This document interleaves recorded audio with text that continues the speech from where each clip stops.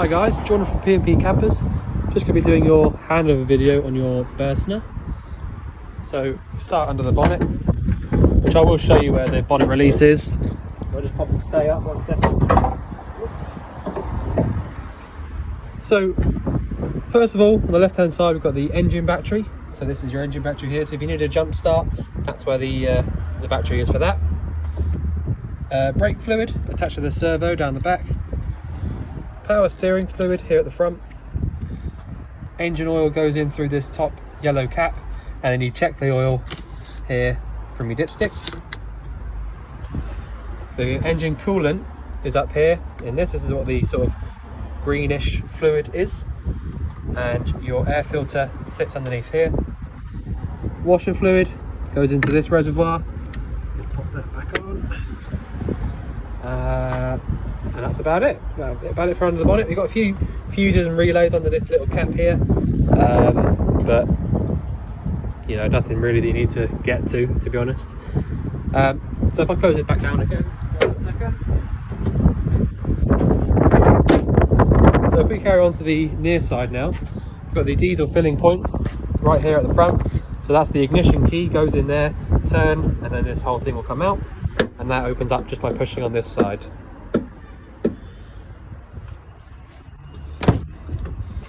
On the passenger side in the cab, not really much to show you apart from the electric window.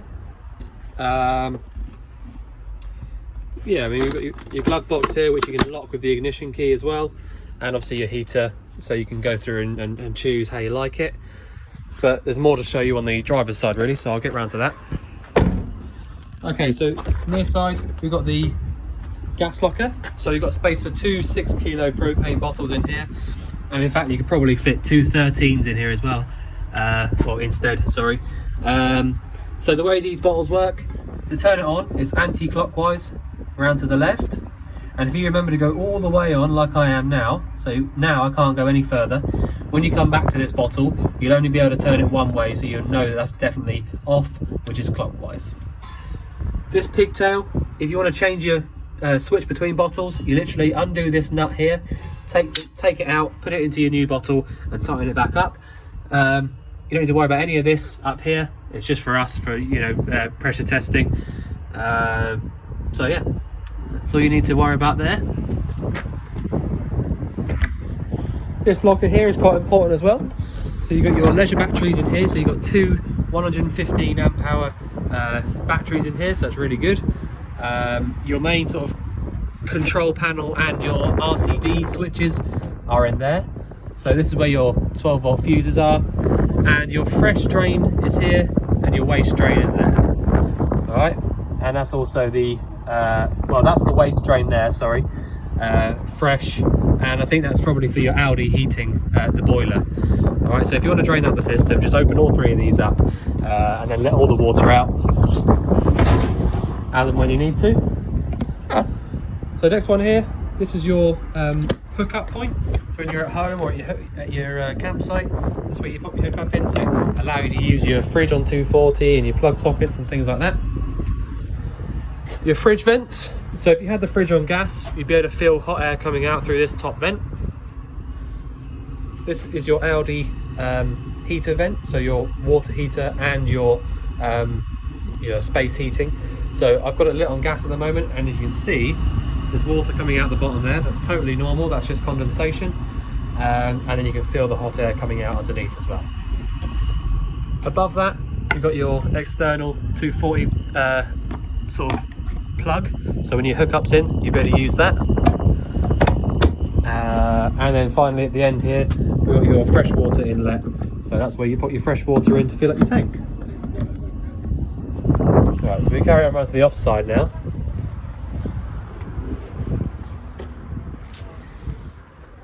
So if I start off in the cab, actually, it's probably important. We've got so you've got reversing camera here in the middle, your single DIN stereo, hazard lights in the middle, optional ASR. Air conditioning is this button down here at the bottom, which will only light up when you're above so between 1, 2, 3 and 4. Your heater setting, so hot and cold in the middle, and then where the actual air goes on the right hand side. You've got cruise control, which has been aftermarket fitted here on this stalk. Lights are on this left hand stalk, and then indicators as well. Washer fluid is like this, and your actual wipers is up and down. So not loads to talk about really. You've got a 5-speed manual gearbox, which is brilliant. They don't, give us any trouble. And lift up here at the back, over and up to the top for reverse. All right. Yeah, like I said, really nice vans to drive. Really nice. You've got electric adjusting mirrors, which work off this little dial here, and you've got electric mirrors that you can control both of from the driver's side. Right, I'm not going to open this big locker up, but it's because it's just storage, but you can go right the way underneath, double skinned floor, and put whatever you like in there. Next locker is your Thetford toilet cassette. So to get this out, you lift up the yellow button, put it all the way, and then you'll be able to take it all the way out there. This has been lubricated as part of the hab check. So when you would go to empty this out from this side, you need to hold down the little yellow button whilst you do so, and then you'll find that it comes out much easier. So that's it, and then put it back in just all the way until that clips over. And if you find that you can't take this out one day from the locker, you find it's sort of locked in, you need to go into the bathroom and make sure that the toilet's flap is closed rather than open. And then again at the back, this is the gap that I was talking about, so that goes all the way through to the very front of the van, so you can really put whatever you want in here. Probably one of the biggest garages I've seen, so amazing for storage. You got a light up here, so if it's a night, you'll be able to see what you're doing.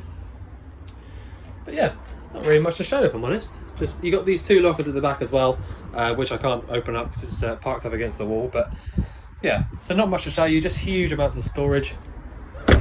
Obviously we've had the awning popped on by Dave, and your D-lock here works as it should as well. So the first thing is, where are we?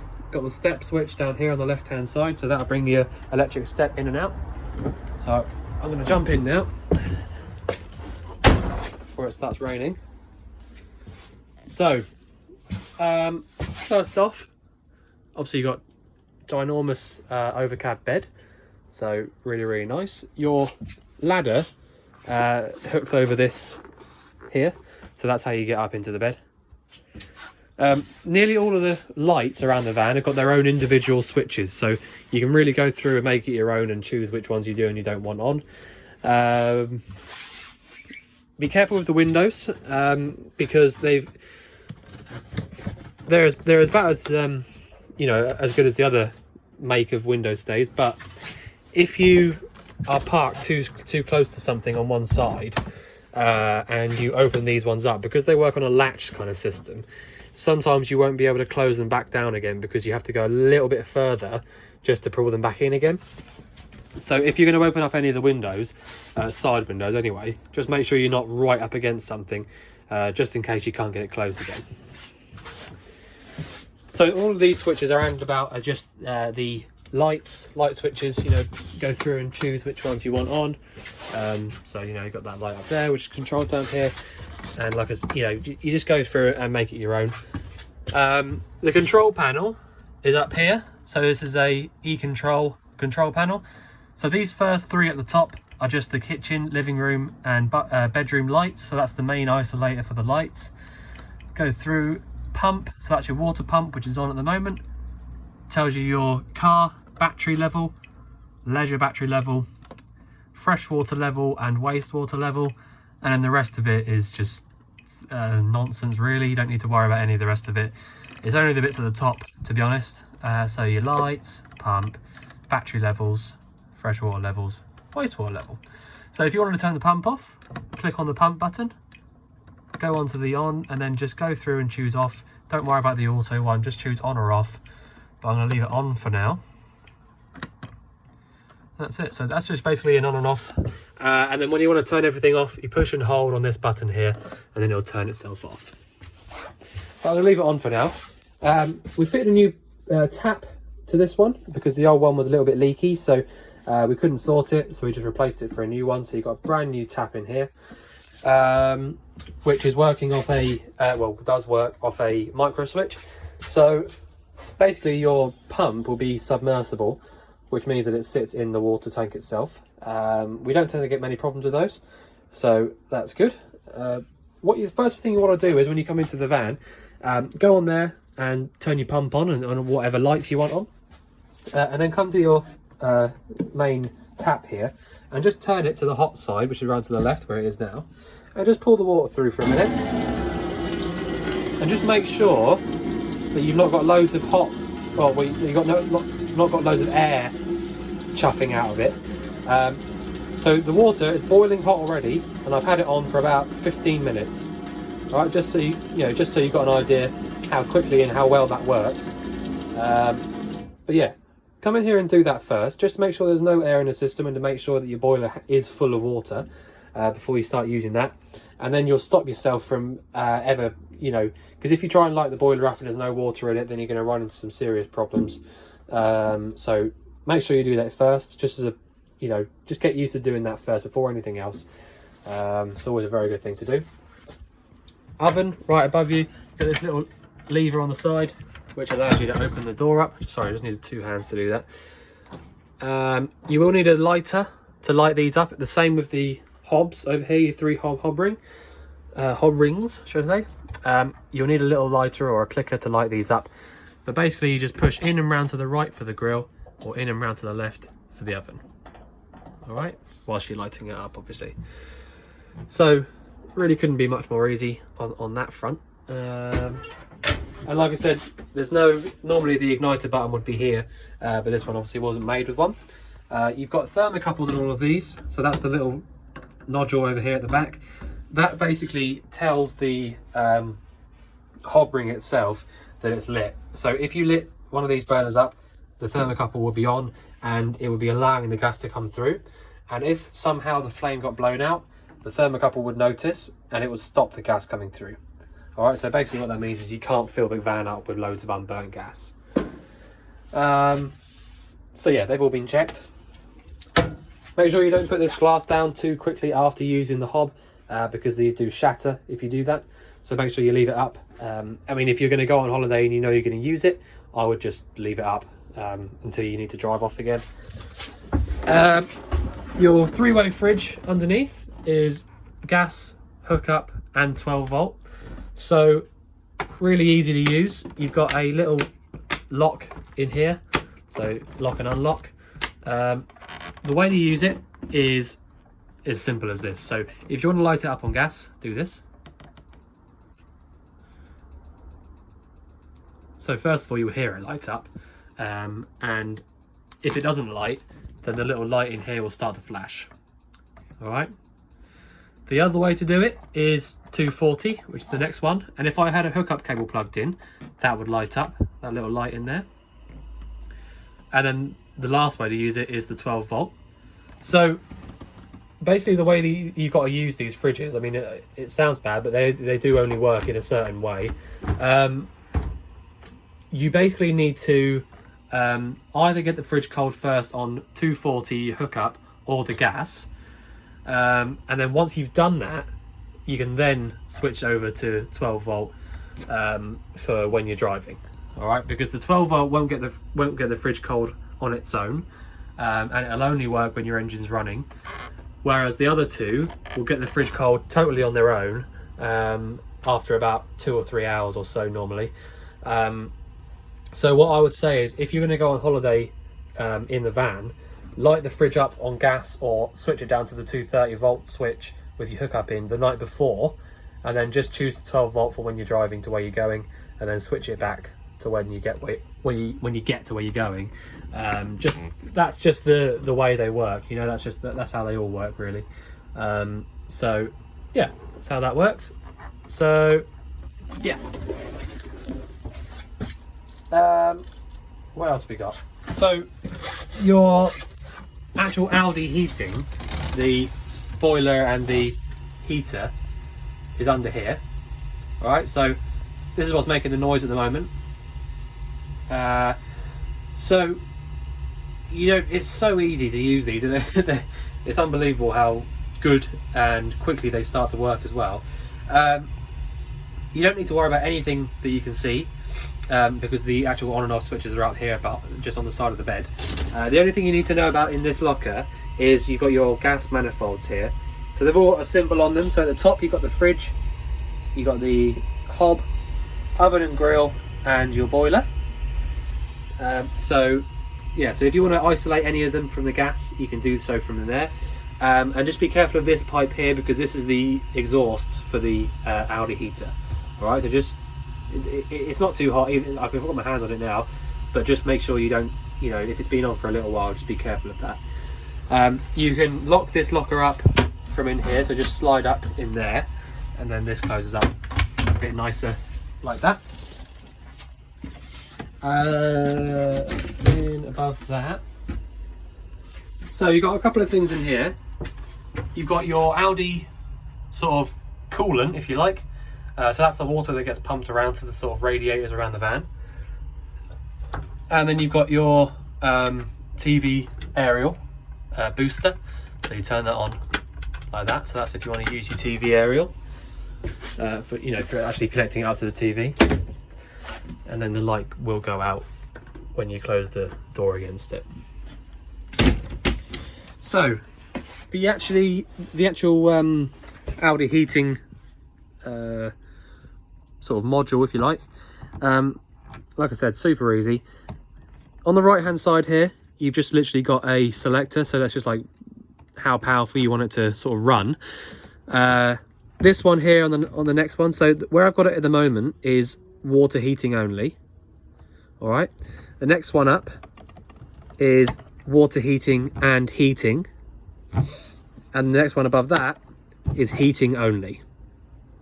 All right, so that's what you're telling the Aldi system to do. All right, so at the bottom, water heating; in the middle, heating and water heating; at the top, heating only. The next one is whether you want to use the gas or not. So I've got it on the gas symbol at the moment, so that's lit up on gas. And on the left hand side here, we've got 1, 2 or 3 electric. So if you had a hookup cable plugged in, you could do any of these things here just using the electric hookup. All right, so I've got it down on 0 at the moment because I've not got a cable plugged in, but if you had a hookup cable plugged in, you could have it like that, for example, and then it'd be using electric and gas, or no gas at all and just electric. All right, so that's really easy. The pump is just pumping the water around. You know, it's not as important as this side really, but you don't need to have that on for the water heating or anything. So I'll pop that on, get the little light come up. So that's it. Yeah, really easy. And like I said, we've had the hab check done on it by Dave, and it's all very, very good. It all lit up straight away as it should. Didn't need to adjust anything or anything like that. It was, you know, nice, good little van. Definitely been looked after. Okay, so in the bathroom, like I was saying before, if you can't get the toilet cassette to come out from outside, you just need to come in here and make sure that this lever at the side here is in a closed position rather than open. So it's closed at the moment, as you can see. And if I open it up, you'll see, well actually you can't really see on the, you see me closing it? Probably not. Make sure that it's closed, and then you'll be able to take it out. And then to actually flush the toilet, it's just this button here, and that'll just pump fresh water around until it fills up. And then just close the lid down before you empty it out, because they can splash up a little bit. Right, so that's it. That's the toilet. Your tap in here is exactly the same as the other one in there. So it's just a little 12-volt mixer tap, hot and cold. So that's the sort of air I'm saying about. That's only happening because of a little bit of hot water in the system now. And then obviously your shower, exactly the same, hot and cold, and then you can adjust where you want the shower head to be. Got a light switch over here for the lights inside the bathroom. So that's under there. That's it. That's it for the bathroom. Realise I'm saying a lot. Right. What do I show you next? So I've shown you the control. Your actual main skylight here, just by this little winder.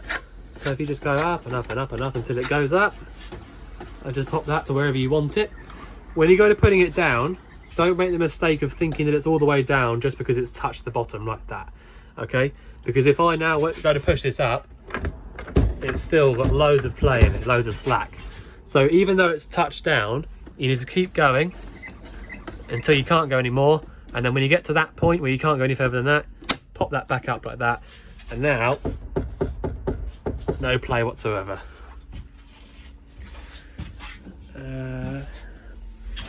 Two 3-point forward-facing seat belts. And your little thingy over here is your solar controller.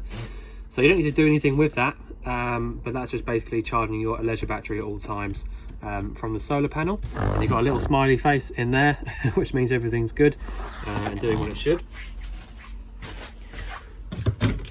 When Dave fitted up the awning, he said he used this in here. So that's what that little bracket is in there. So you'll probably find there's another one perhaps in here somewhere. It'll be somewhere, but that's where that is. And you've got a couple of little light switches up the top there for these two lights. But yeah, so like I said, I mean, you just got to go around and make it your own, really. Just choose which lights you do and you don't like.